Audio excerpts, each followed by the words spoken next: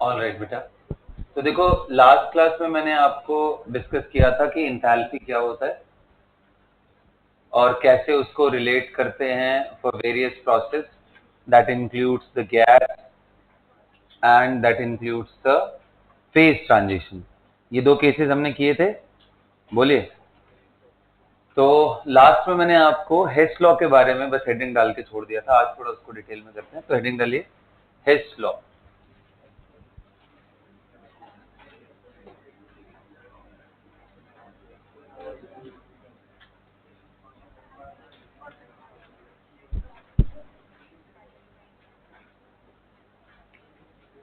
तो क्या है ये, इसको थोड़ा पहले समझते हैं, फिर इसको मैं स्टेटमेंट में आपको लिखवाता हूं ध्यान से।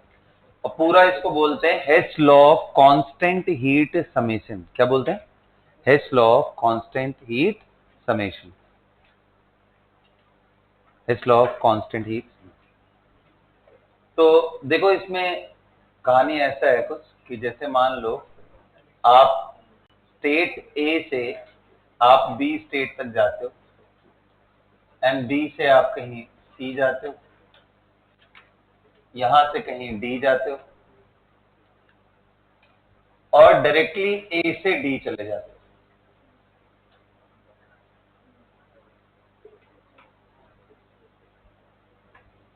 These are the states. These points are representing the states.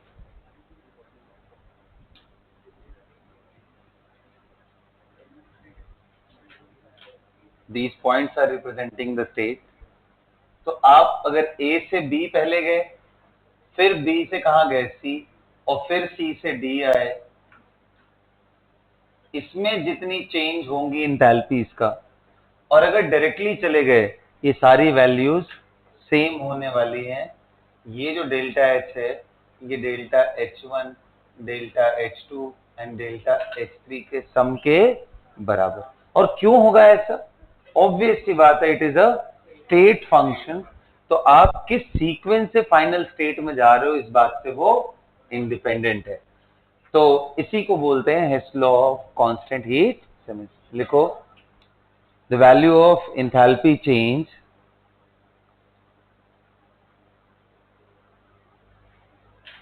the value of enthalpy change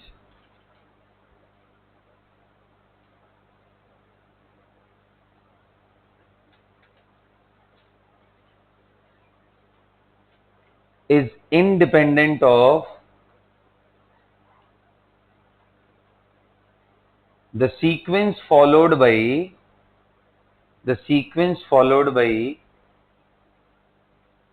the process। और केमिकल रिएक्शन के कॉन्टेक्स्ट में क्या बोलते हैं? Chemical reaction, okay. The sequence followed by the process और chemical reaction, sequence followed by the chemical process or chemical reaction, that is mathematically इसको दिखा लो, delta H is equal to the sum of delta H1, delta H2 and delta।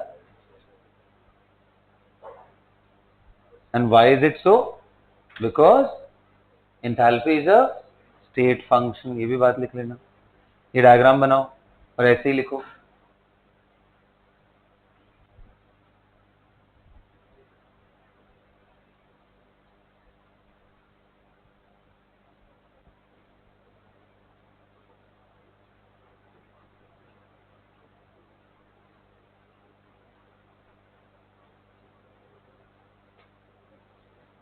Okay बेटा, यहां तक clear है?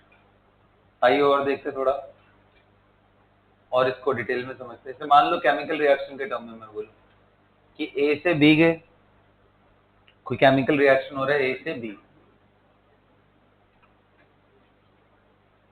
और इसका delta H1 आपको दिया है।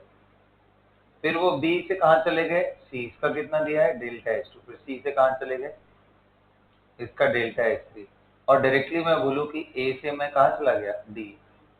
इनके केस में जो डेल्टा H है, क्या आप देखो, इनको ऐड करो जरा, देखो तो क्या ये कैंसिल हो जा रहा है रिएक्टेंट? क्या ये सीधा ए से डी दिख रहा है? बोलो। तो आप ये बात बोल सकते हो delta H is equal to delta H one plus delta H two plus delta. बीच में कितने इंटरमीडिएट स्टेप्स में ये मतलब कितने छोटे छोटे स्टेप में ब्रेक डाउन किया है इस बात से डिपेंड, इसलिए बोलते हैं कि ये वैल्यू कांस्टेंट रहती है। आप अगर कोई दूसरा पाथ भी जाते हो यहाँ से यहाँ 10 स्टेप में भी पहुंचते हो तो जो इनके समेशन होंगे उसकी वैल्यू भी डेल्टा एच के बराबर होगी। इसलिए सीक्वेंस पे डिपेंड नहीं करता आप कैसे पहुंच रहे हो, इस पे डिपेंड नहीं करता। मान लो आपने एक और स्टेप बीच में इंट्रोड्यूस कर दिया कि बी से सी एंड सी से फिर ई एंड फिर ई से डी, तो वो सारे का सम हो जाएगा यहाँ। गॉट इट ना?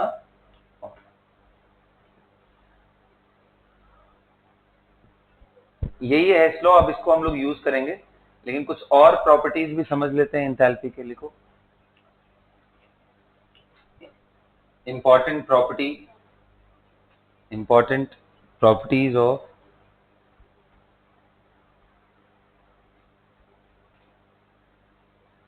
एंथैल्पी।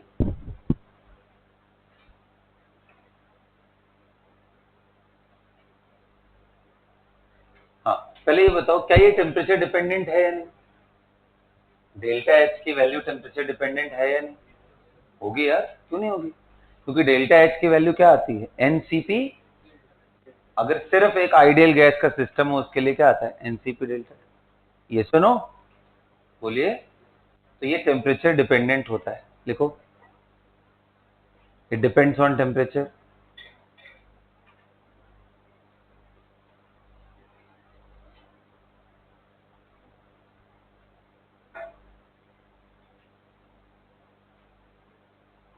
दूसरा लिखो, हाँ दूसरा लिखो, देखो ध्यान से। सेकंड पॉइंट में ये लिखवाने जा रहा हूँ कि जैसे मान लो एक स्टेट से अब दूसरे स्टेट में गए और वैल्यू एंथैल्पी चेंज की डेल्टा एच आई, तो आप अगर उसको रिवर्स कर दो, if the process is reversed or if the chemical reaction is reversed, its enthalpy change will be how much? Minus time of delta H। अगर मान ये ऐसे लिख देता, डेल्टा एच ही रहने दो, अभी सब सिंबल नहीं दिखा। ये आर का मतलब हुआ enthalpy change of the reaction. तो अगर ऊपर वाले का डेल्टा एच है तो इसका कितना हो जाएगा? Minus time of delta H. लिखो लिखो देखो, if the forward process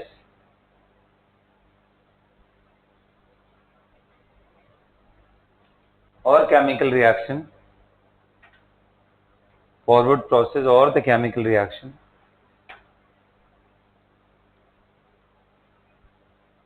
having enthalpy change delta H, then its reverse process will have minus delta H.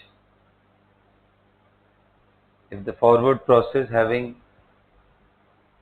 enthalpy change as delta H, then the reverse process will have minus time of delta H। ये note करके लिखना है इसको, ऐसे ही लिखना जैसे मैंने दिखाया। If reaction A to B have delta H, then B to A will have minus delta H। इसको लिखो मैथमेटिकली। अभी हम लोग एप्लीकेशन करेंगे एंथैल्पी चेंज।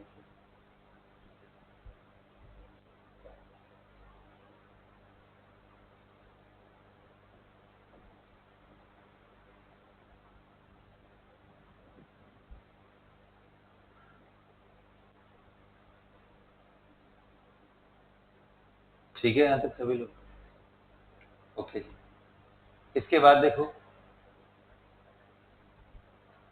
सपोज करो कोई केमिकल रिएक्शन है एंड इसके स्टोइकियोमेट्री को मैं चेंज कर रहा हूँ। तो अगर ये डेल्टा एच है, इसको 5 टाइम्स ए 5 टाइम्स बी कर दूं तो ये डेल्टा एच आर कितना हो जाएगा? 5 टाइम्स ऑफ डेल्टा एच। क्या समझ में आ रहा है?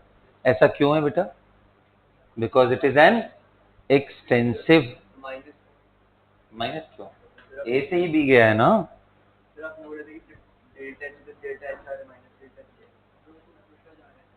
बेटा ए से बी किया अगर डेल्टा एच है तो बी से ए करने पे वो माइनस टाइम होगा ना।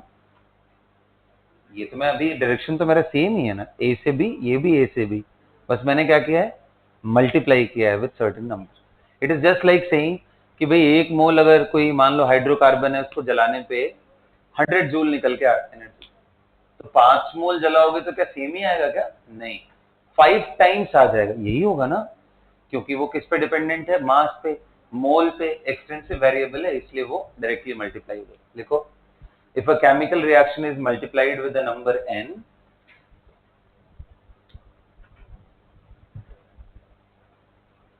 if a chemical reaction is multiplied with the number n,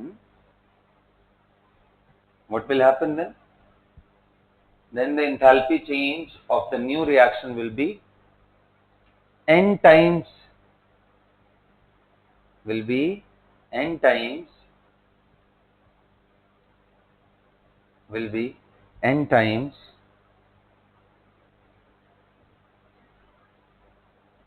n times of the original enthalpy.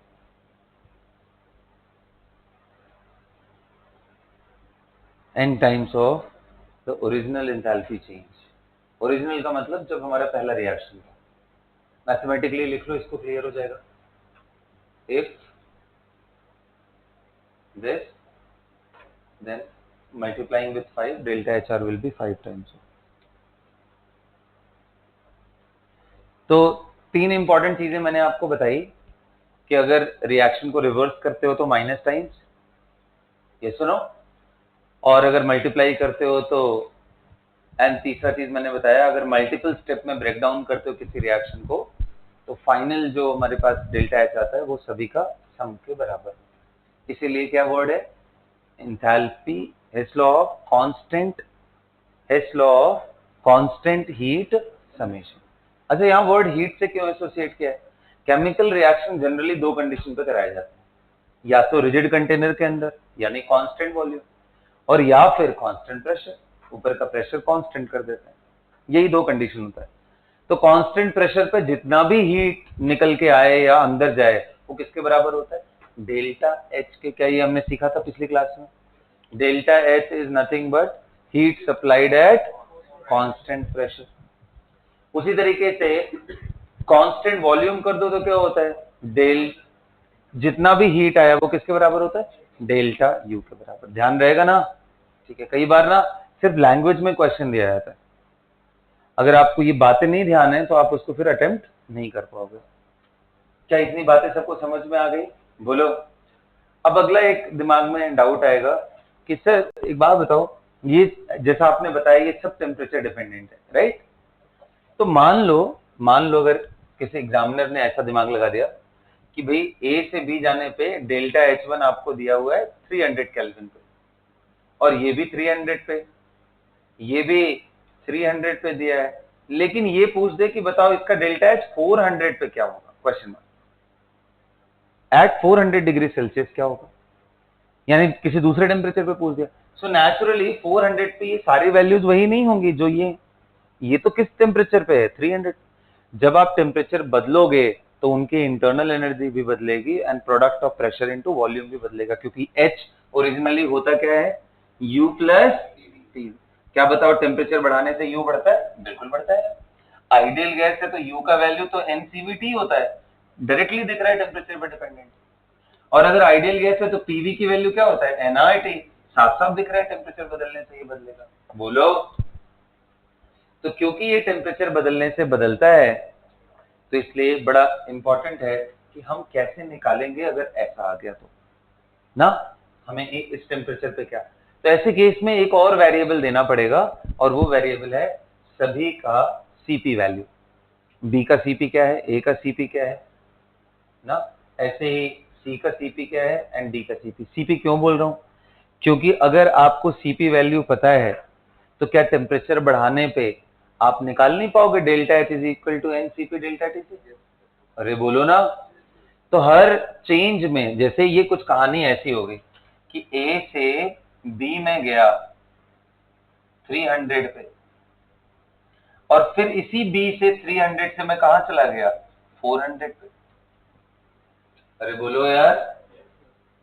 या ऐसे समझ लो कि इस पूरे सिस्टम को मैंने किसमें 300 से 400 रेज कर दिया।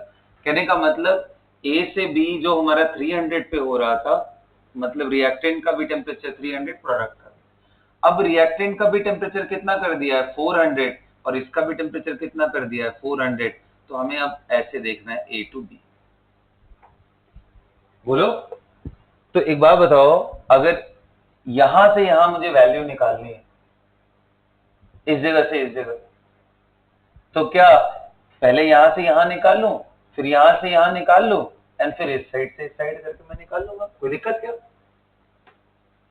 वही constant rate of summation use करते हैं। तो जब आप डेल्टा एच की वैल्यू निकालोगे तो वो कैसे आता है, वो एक्सप्रेशन में लिखता हूं, उसी को बोलते हैं किरचॉफ्स इक्वेशन। क्या बोलता है?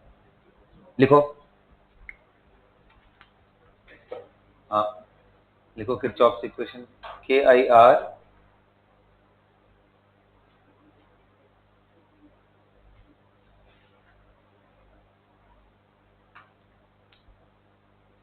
KIRCHHOFFS।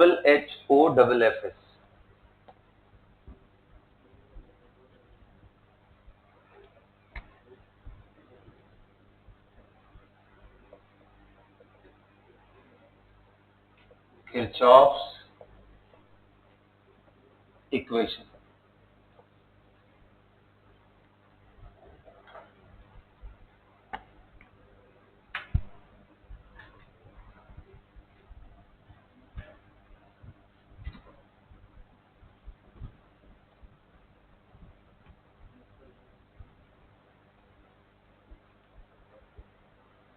तो मैं एक जनरल केमिकल रिएक्शन लिख दे रहा हूं और उससे समझेंगे हम लोग, ठीक है? तो अब जैसे मान लो A टाइम्स A है प्लस B टाइम्स B है, forming C times C plus D times D। ऐसा एक जनरल बैलेंस रिएक्शन लिखा है। ABCD are hypothetical molecule and small ABCD are the stoichiometric coefficient. इसका delta H1 at T1 and delta H2 at T2, इनके बीच में क्या relation है वही बता रहा हूं। तो देख बेटा, delta H2 minus delta H1 is equal to delta Cp times T2 minus T1। जहां पे ये जो डेल्टा Cp है इतना सिंपल टर्म नहीं है, वो मैं आपको अभी दिखाता हूं। So delta H2 minus delta H1 upon T2 minus T1 is equal to delta Cp। ये कब लगा रहे हैं?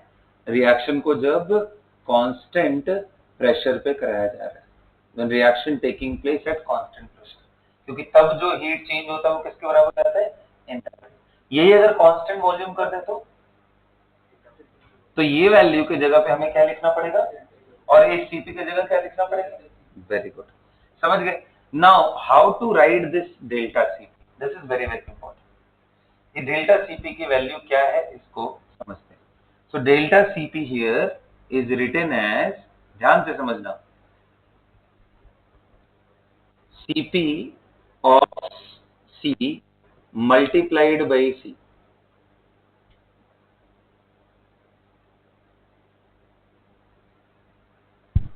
मतलब ये जो कैपिटल C है उसका जितना भी Cp वैल्यू हो उसमें उसके स्टोइकियोमेट्रिक कोएफिशिएंट से मल्टीप्लाई करते हैं, प्लस Cp ऑफ किसका? D multiplied by small d, minus Cp of A multiplied by small, minus Cp of B multiplied with small b. This is how delta Cp is written. This is how delta Cp is written. तो ये normal Cp का difference नहीं है कि पता चला इसका Cp plus इसका Cp माइनस दिस, ऐसा नहीं।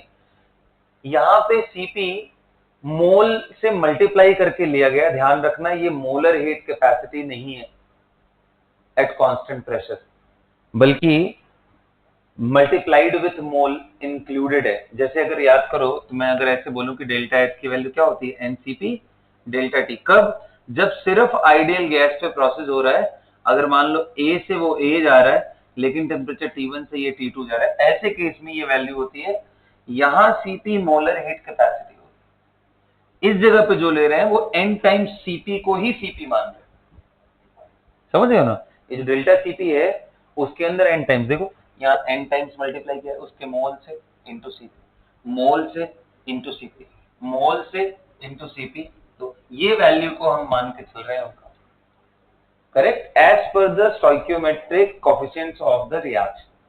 तो बेसिकली उस रिएक्शन के लिए वो डेल्टा Cp का वैल्यू है, ना कि प्रोडक्ट का Cp माइनस रिएक्टेंट का Cp, क्योंकि कोएफिशिएंट बदलोगे तो कहानी इसकी बदल जाएगी। इस बात को नोट कर लेना, ये बहुत इंपॉर्टेंट है। ये किरचॉफ्स इक्वेशन।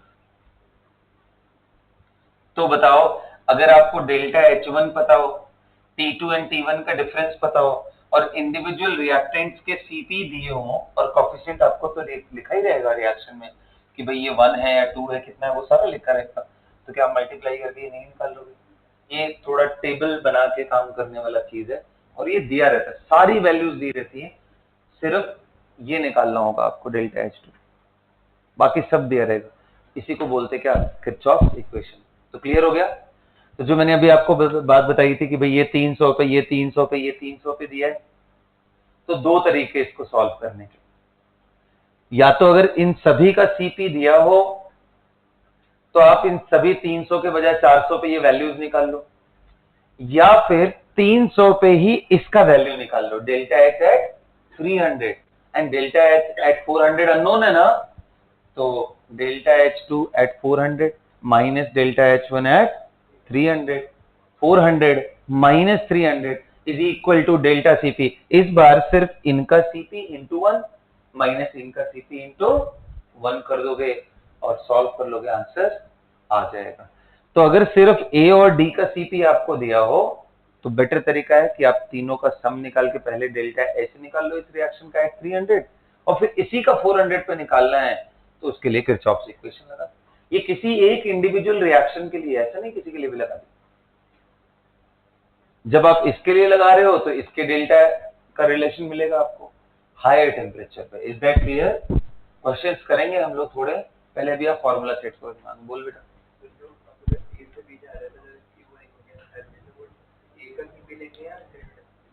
कौन सा, नहीं ए से बी जा रहे हो तो डेल्टा H1 आपको दिया रहेगा ना, किसी एक टेम्परेचर पे देगा तभी दूसरे टेम्परेचर पे निकालोगे ना। अगर निकालना है क्या निकालना है, ए से बी जाने कितना डेल्टा H वो दिया रहता है, उसका टेंशन मत लो, वो दिया रहेगा, दिस वे और that way it will be given. कौन सा, मैं अभी लिखवा रहा हूँ, ये पहले भी कांस्टेंट प्रेशर का तो लिखो।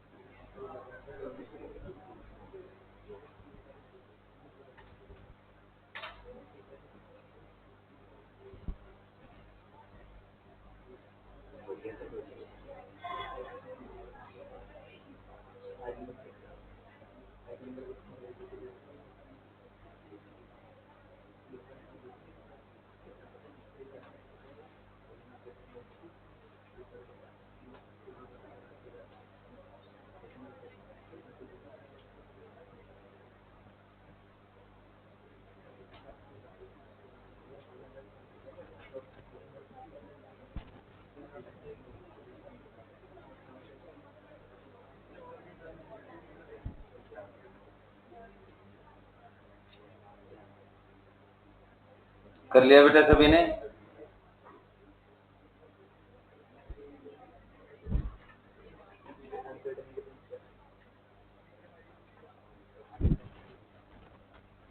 नोटेड ना?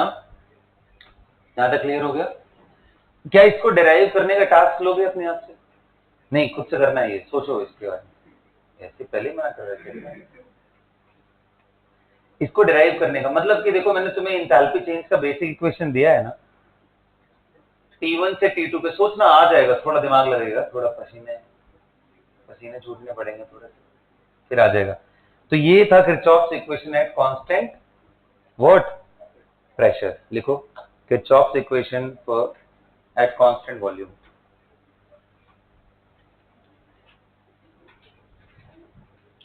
सारी कहानी सेम है, सिर्फ क्या चेंज होने वाला है?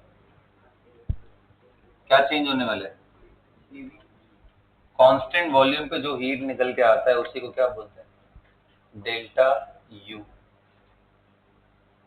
क्योंकि हीट को हम डायरेक्टली मेजर करते हैं, तो पूरी कहानी बिल्कुल ऐसे ही होगी, बस ये delta U2 minus delta U1 upon T2 minus T1 will become equals to, बोलो, डेल्टा CV। और जहां जहां CP लिखा है उस जगह पे हम CV कर लेंगे। सेम कहानी इसके लिए नोट। क्या? नहीं, ऐसा मैंने कब बोला? मैंने बोला कि हीट जो भी निकल के आ रहा होगा उस टाइम में हम उसको डेल्टा यू बोल देंगे। और डेल्टा यू पता हो तो डेल्टा एच क्या हमें नहीं पता निकालने के लिए केमिकल रिएक्शन से कैसे आता है? डेल्टा अगर केमिकल रिएक्शन है तो delta H is equal to delta U plus delta NG/RT, पता है ना? तो इनमें से अगर ये वैल्यू पता हो तो हम ये निकाल पाएंगे, और ये वैल्यू पता हो तो हम ये निकाल पाएंगे। तो इसलिए टेंशन बिल्कुल नहीं लेना है। उस रिएक्शन का डेल्टा NG बस पता होना चाहिए और किस टेम्परेचर पे करा रहे हैं वो होगा। ठीक है? ये तो बस मैंने इसलिए लिख रखा है कि जितनी हीट डायरेक्टली रिएक्शन से निकल के आई उसको मैं क्या लिख सकता हूँ। Can I right delta H? Yes, when the pressure is constant. Can I write the heat as delta U? Yes, when volume is constant. So volume constant है तो ये तुम्हें पता चल गया। तो ये निकालने के लिए आपको ये मेन इक्वेशन केमिकल रिएक्शन वाला यूज करना पड़ेगा। तो ये 3-4 चीजें हैं जो हमेशा आपको दिमाग में रखनी है जब भी आप केमिकल रिएक्शन कर रहे हो। ठीक है, चलो आगे बढ़े। मिटा दो ये सब। हाँ, तो पहली बात तो ये दिमाग में रखो, मैंने डेल्टा एच को डेल्टा यू बिल्कुल नहीं लिखा है।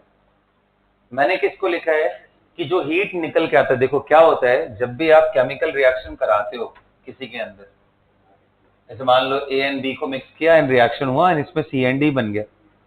अब इससे निकलती हीट है ना, अब ये हीट जो निकला है तो आपको मालूम है हीट कैसा क्वांटिटी है? पाथ फंक्शन है। एक्सटेंसिव तो है बट हीट क्या है? Path function.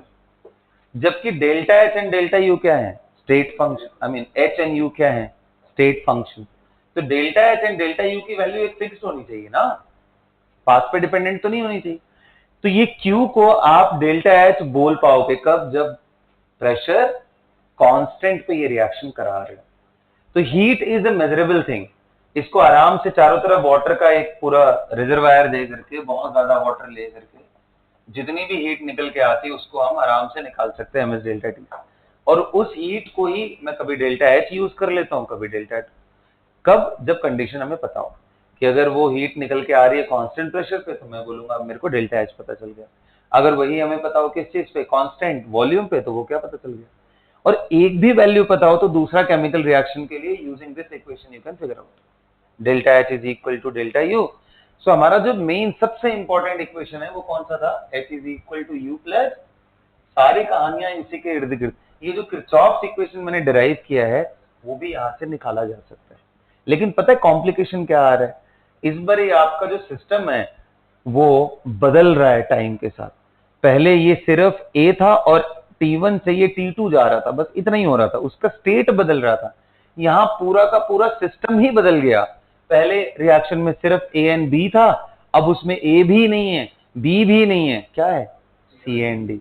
इसलिए कहानी थोड़ी इंटरेस्टिंग बन जाती है, समझ रहे हो ना।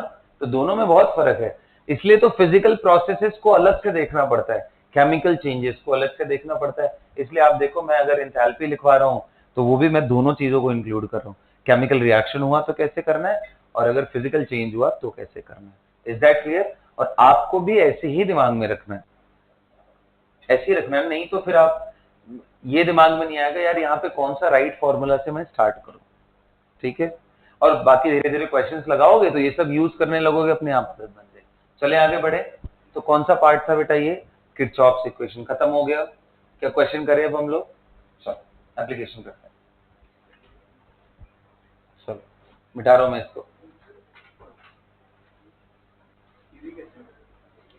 सीवी कैसे निकालते हैं, तो बस बिल्कुल यही तो बोला यार, तुम लोग को सुनते नहीं हो तुम लोग ना, कान बंद करके। मैंने बोला कि जैसे आप डेल्टा सीपी निकालते हो वैसे ये भी निकालना है, बस आपको सीपी की जगह क्या रिप्लेस करना है, सीवी। इसमें क्या दिमाग लगाना है, ये भी कोई दिमाग लगाना है, इतनी छोटी सी चीज पूछ ली, बस हो गया ये सीवी।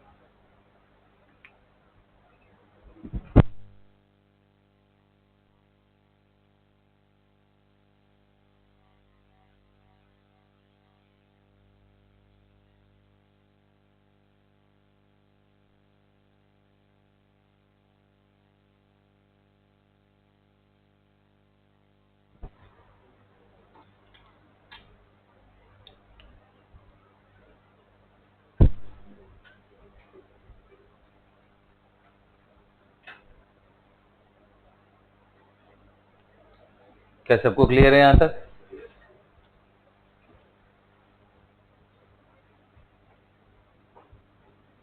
चलो कुछ एप्लीकेशन करते हैं।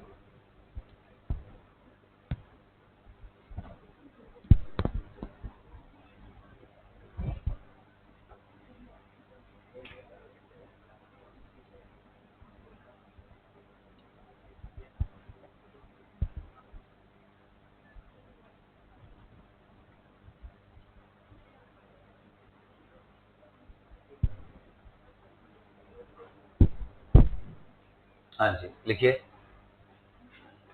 Sulphur solid when heated in the presence of oxygen, it mostly form SO2 gas.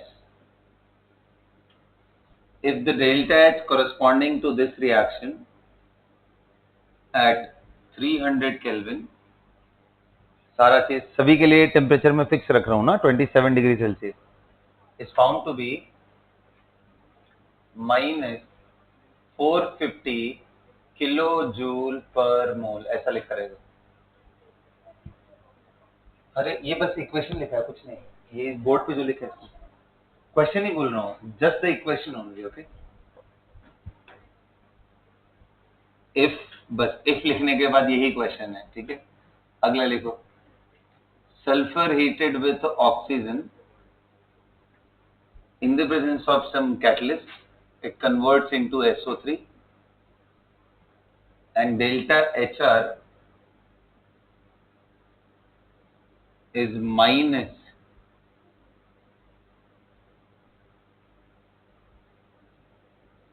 600 kilojoule per mole. If you know these values, मैं एक काम कर रहा हूँ, इसको हाफ कर दे रहा हूँ, ठीक है। If you know these values, can you tell me that when SO2 is converted into SO3 using this equation, what will be delta H of this reaction?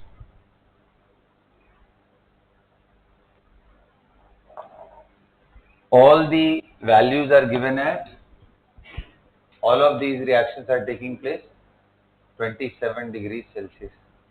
Although the value 27 degrees Celsius is not going to be used any case, बस ये दिया इसलिए ताकि आप ये समझो कि अगर ये 300 पे है तो ये 300 पे, और आपको इसका भी आंसर 300 केल्विन पे ही निकालना है, अदरवाइज हम किरचॉफ्स इक्वेशन को यूज करना पड़ जाएगा। तो अभी इसमें किरचॉफ्स इक्वेशन का कोई रोल सिर्फ कैरेक्टरिस्टिक्स जो मैंने आपको समझाया है उसी का यूज है। चलिए दिमाग लगाइए कैसे निकालेंगे। आपको मैं हिंट दे रहा हूं, हिस लॉ दिमाग में लेके आना है, ठीक है, इतना बहुत है।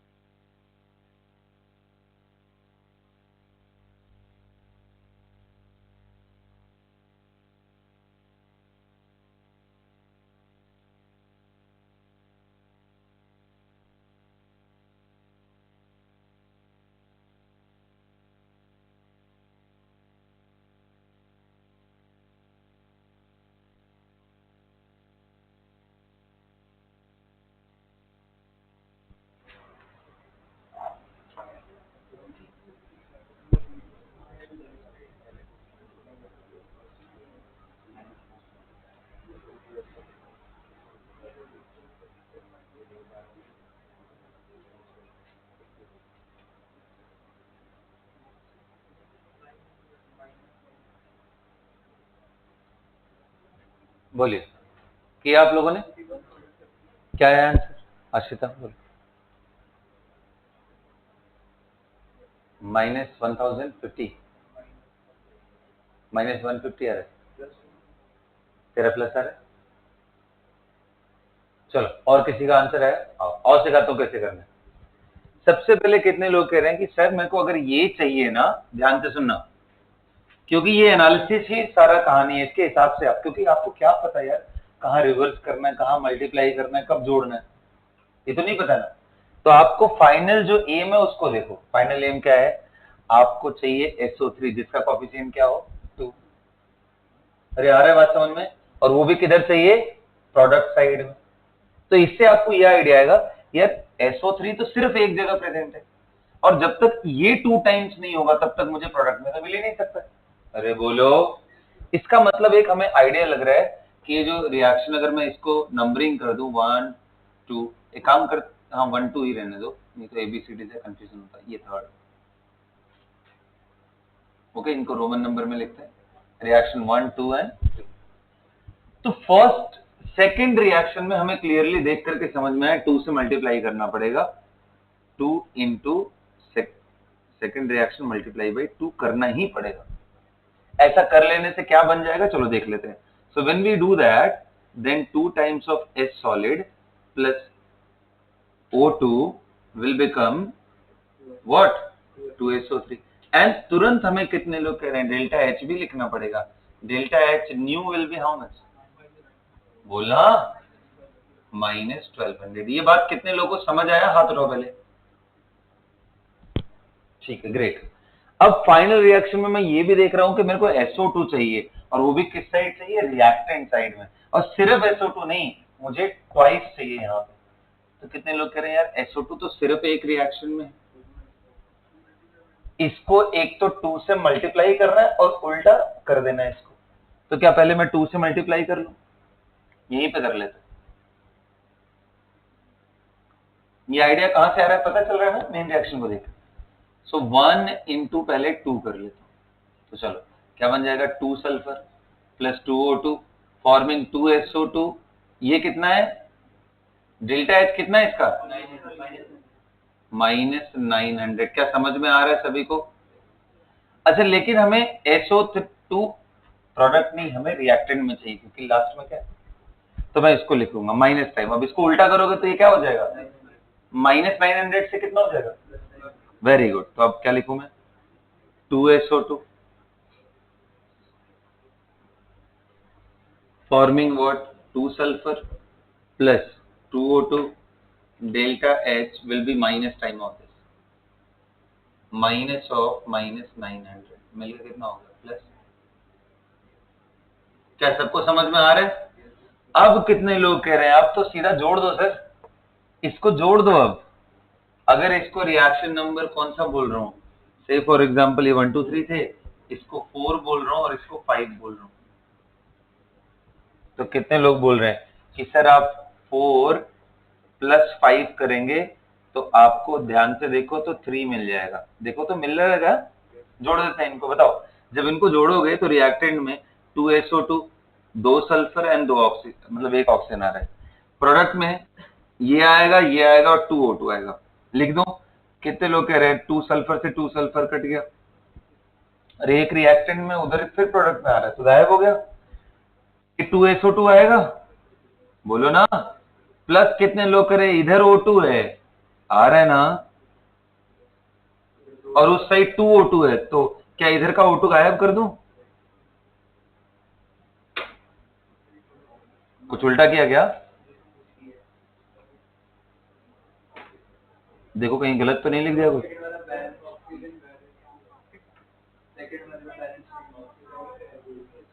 कौन से सेकंड वाले में? कहा लिखा मैंने सेकंड में?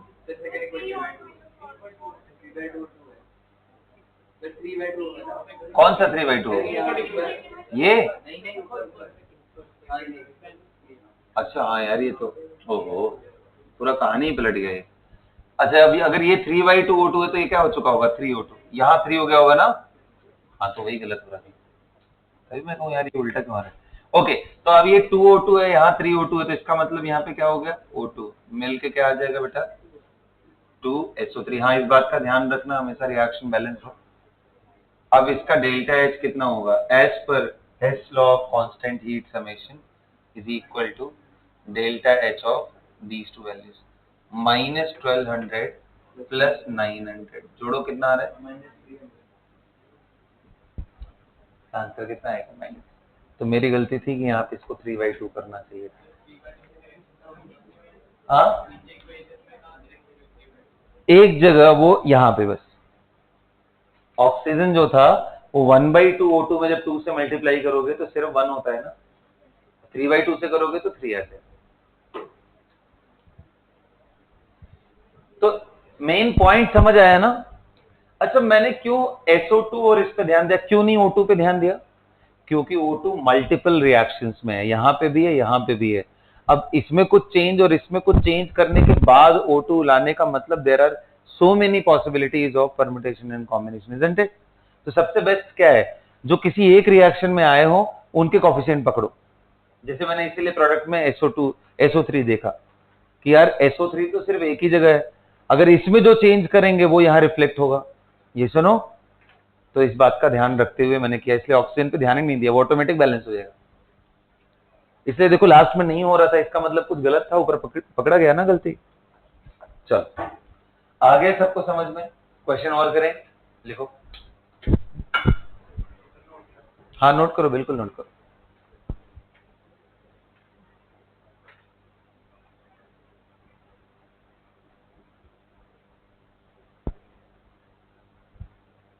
ठीक है।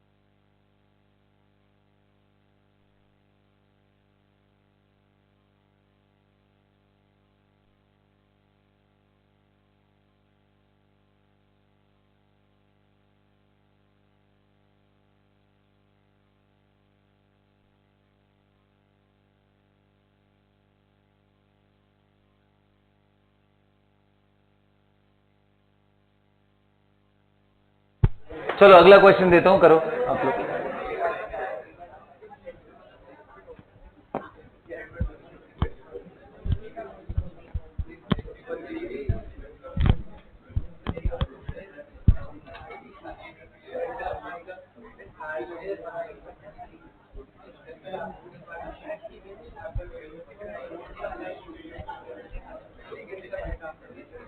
ओके, बात नहीं बेटा, बिल्कुल बात नहीं, ध्यान से सुनिए, अब ध्यान दीजिए इधर।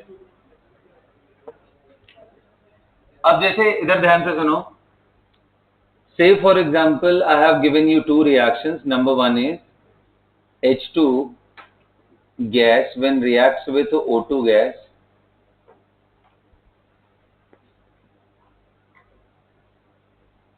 it forms H2O gas। और मैंने यहाँ पे टेम्परेचर जो भी लिख रखे हैं, मैंने मान लो इसको 100 डिग्री सेल्सियस पे लिख रखा है।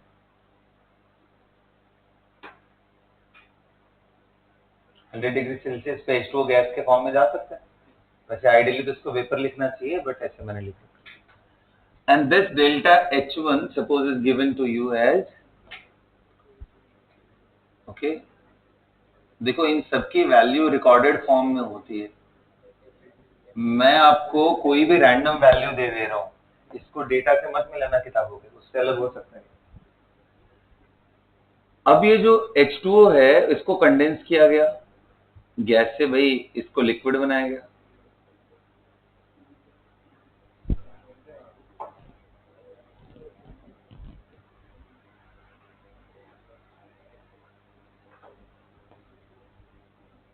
और इसका डेल्टा एच आपको दिया है,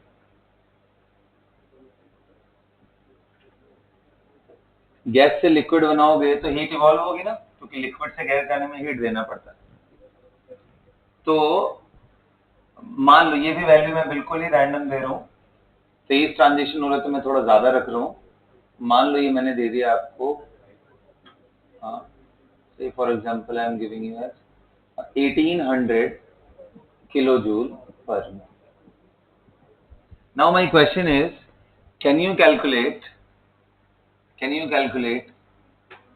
the value of this reaction when H2 reacts with O2 and directly converts into H2O liquid? Be careful, यहाँ पे मैंने आपको क्या दे रखा है, फेज, इसका डेल्टा एच क्वेश्चन मार्क है आपको। हाँ जी, सबको सेम टेम्परेचर पे, वो जब तक ना दिया हो ना तब तक आप उसको सेम ही टेम्परेचर पे मानो। All of these reactions are given at temperature T0।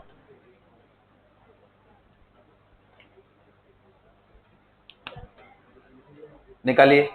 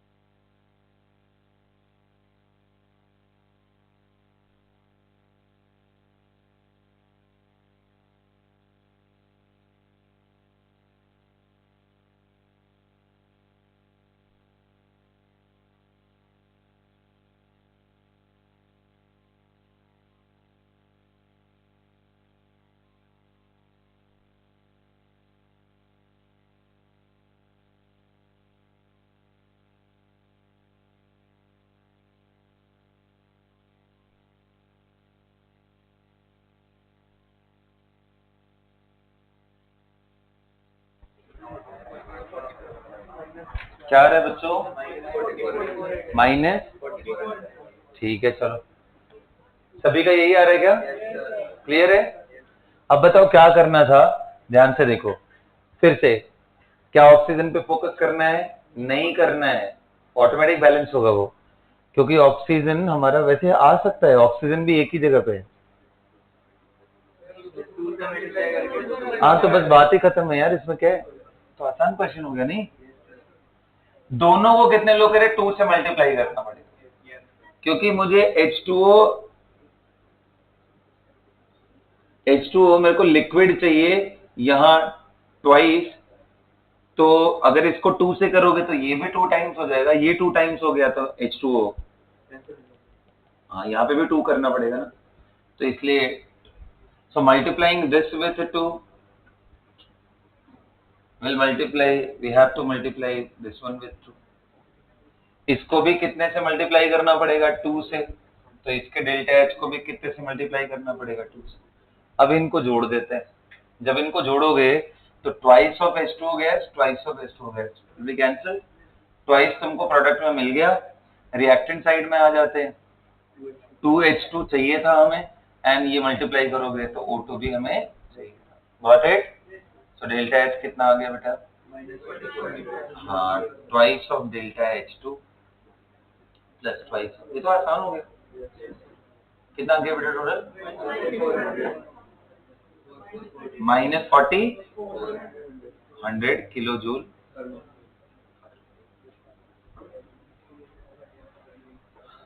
आ गया क्या सबको समझ में? क्लियर हो गया? अगला क्वेश्चन करें इस पे? हाँ चलो अच्छा ठीक है। तो देखो आज मैंने आपको एक बेसिक समझाया कि एंथैल्पी कैसे आप रिलेट करोगे, और इनके साथ एक किरचॉफ्स लॉ पे भी क्वेश्चन करा देता हूँ एक क्लास ना, लिखो लिखो, क्योंकि वो एप्लीकेशन करना जरूरी है, भूल जाओगे वरना।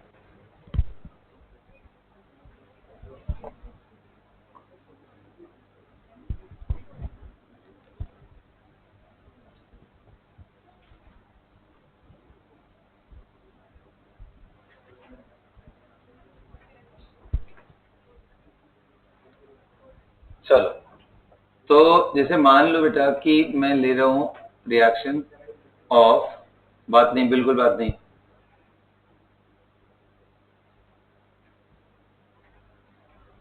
let us consider the reaction of H2 3 times plus N2 and forming what? Ammonia.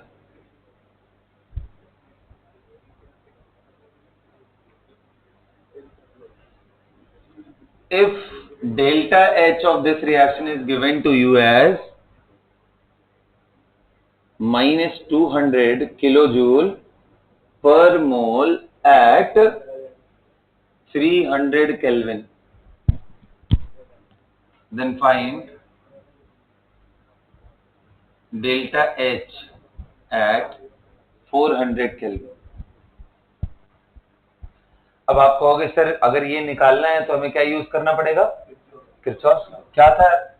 Delta H2 minus delta H 1 upon T2 minus T1 is equal to delta Cp। अब आप कहोगे ना मुझे Cp चाहिए सबका, क्या मैं दूं या नहीं दूं? नहीं दूं तो भी आप निकाल नहीं सकते हो क्या? मैंने दे दिया तो अच्छी बात है, क्या नहीं निकाल पाओगे? Cp कितना होगा इसका बताओ? डाई एटॉमिक कितना? हाँ मतलब समझ गए तुम लोग यार, टेबल से निकाल लेंगे। आइडियल गैस है ना ये, हो तो कोई टेंशन नहीं है, आइडियल गैस नहीं हो तो टेंशन आपको ज्यादा लेना। लिक्विड दे दिया, बाकी सब चीज दे दिया, तो उसकी वैल्यू कितनी है वो आपको पता होना चाहिए। आइडियल गैस दे दिया फिर तो आप निकाल सकते हो। चलो यहाँ तो वैसे मैं दे देता हूँ, बट जरूरत नहीं है, मुझे देने की भी जरूरत नहीं है। यहाँ बताओ Cp ऑफ H2, मैं मोलर की बात कर रहा हूँ, Cp molar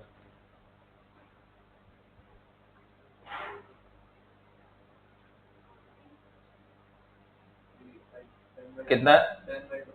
7/2R। Cp molar of N2 कितना बेटा? 7/2R and Cp molar of ammonia बताओ। बस ये दिया हुआ है, आप निकालो ये वैल्यू। आपको आंसर किस में करना है? हाँ किलो जूल पर मोल, तो आर के टर्म में, चलो आर के टर्म में क्या, पहले पूरा ही आंसर निकालो तुम लोग, पूरा ही निकालो। हाँ पूरी वैल्यू निकालो, किलो जूल पर मोल वाले यूनिट में ही निकालो।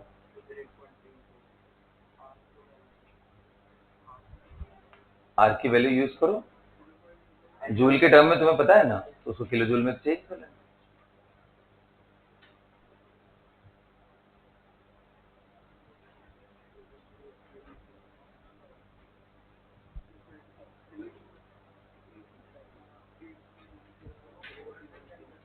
हाँ बेटा 400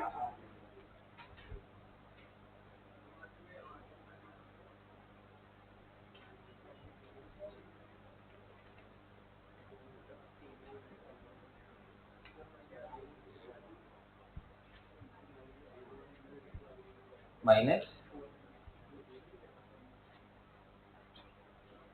कर लो जल्दी, किलो जूल पर मोल में आंसर करो।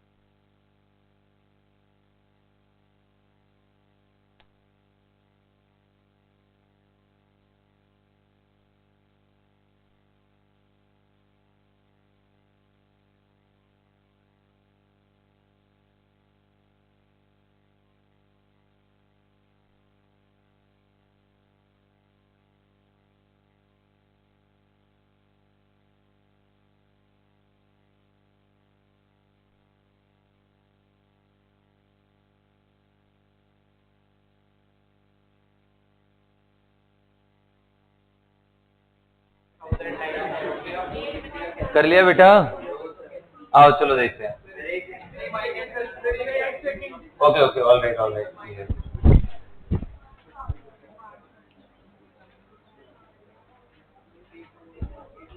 मेरे ख्याल से कैलकुलेशन का ही पार्ट है, और तो कुछ नहीं है ना। आओ चलो देखते हैं एक बारी। अरे कोई बात नहीं यार, चलो मान लो तुम नहीं निकाला, चलो मुझे देख लो। Delta H2 minus delta H1, T2 कितना है, 400 माइनस 300, यही है ना, केल्विन में रख, वैसे तो चेंज है वो किसी में भी रख सकते हो। डेल्टा सीपी क्या होगा, इस 2 इंटू अमोनिया का CP, 2 multiply by CP of ammonia, minus 1 into CP of nitrogen. ये मोलर की मैं बात कर रहा हूँ, जब भी है मैं यहाँ लिख रहा हूँ molar, understood, minus 3 times Cp of hydrogen. Okay, all of these values are molar. So 2 into Cp of ammonia कितना था, Cp ammonia का 4R, minus Cp of N2 कितना था बेटा, 7/2, minus 3 times of Cp of that, 7/2। अब ये simplify करके बताओ कितना आ गया, 16R माइनस 21 और 7 कितना हुआ,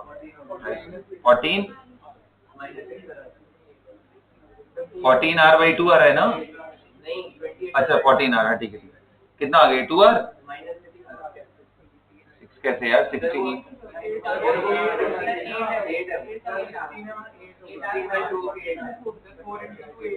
अच्छा हाँ जी, क्या हो रहा है यार, क्या हो रही है, हाँ? ये कितना आ रहा है, -6, ओके, -6 तब तो हो गया खत्म क्वेश्चन। सो डेल्टा H2 निकालना है, is equal to delta H1 plus delta Cp into delta T। बताओ डेल्टा H1 कितना था, वो चलो वैल्यू रख लेंगे, पहले ये वैल्यू निकालते हैं। तो डेल्टा Cp का value -6R into delta T, temperature कितना है, 100 ना,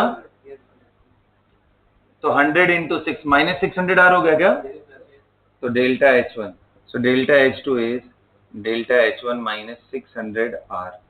बताओ डेल्टा 600R, अब ये -600 इंटू आर का वैल्यू 8.314 लिखूंगा ना ऐसा यूनिट, क्या?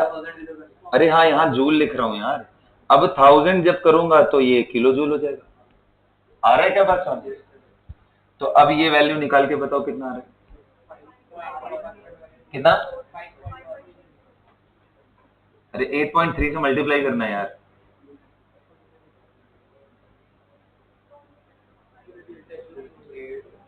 हाँ, डेल्टा H1 लिखूंगा मैं, पहले ये वैल्यू तो निकाल लो। ये कितना आ रहा है? 4.9 आ रहा है।